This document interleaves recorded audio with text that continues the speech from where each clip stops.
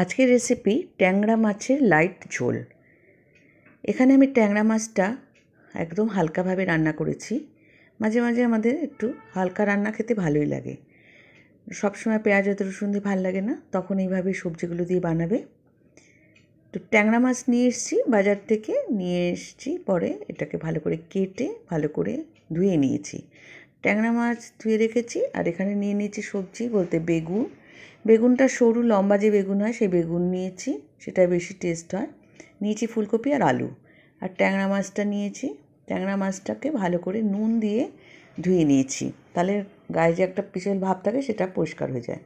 এবার ট্যাংরা মাছের মধ্যে নুন আর হলুদ দিয়ে ভালো করে মাখিয়ে নিচ্ছি। আর এর মধ্যে দিচ্ছি একটু তেলটা এই কারণেই দিচ্ছি, নইলে ট্যাংরা মাছ ভাজতে গেলে গায়ে ভীষণ ফুটে তেল ছিটে আসে, সেই জন্য একটু তেল মাখিয়ে নেবে।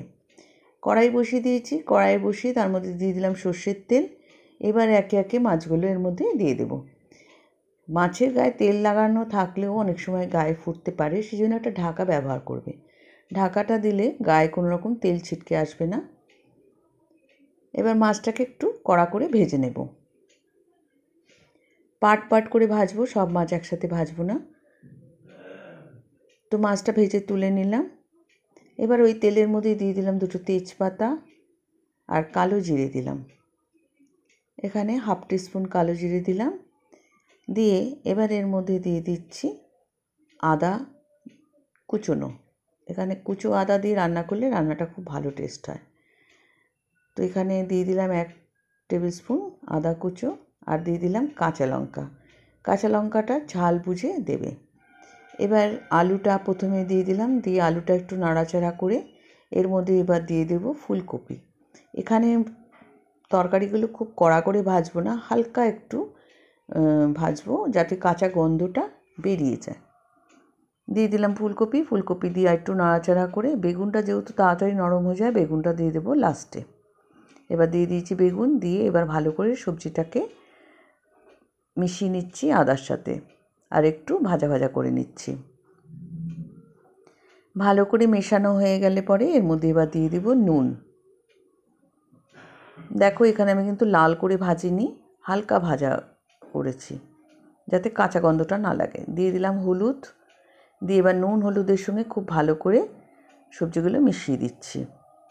এই সবজির মধ্যে শিম দিতে পারো, আরও ভালো লাগবে। তো এবার নুন হলুদ মাখানোর পর ভালো করে মাখিয়ে নিলাম, নিয়ে এবার একটু ঢাকা দিয়ে দিচ্ছি।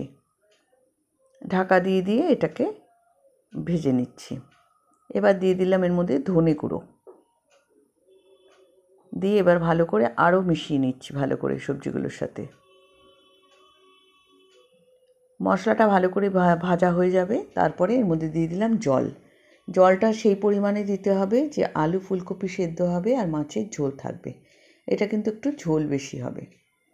এবার ঢাকা দিয়ে দিলাম সেদ্ধ হওয়ার জন্য। ফুটে উঠেছে দেখো, এবার চেক করে নেব আলুটা যে সেদ্ধ হয়েছে কি না। আলুটা একটু বাকি, তার মধ্যে দিয়ে দিলাম এবার মাছের সাথে আর একটু ফুটলে পরে আলুটা সেদ্ধ হয়ে যাবে।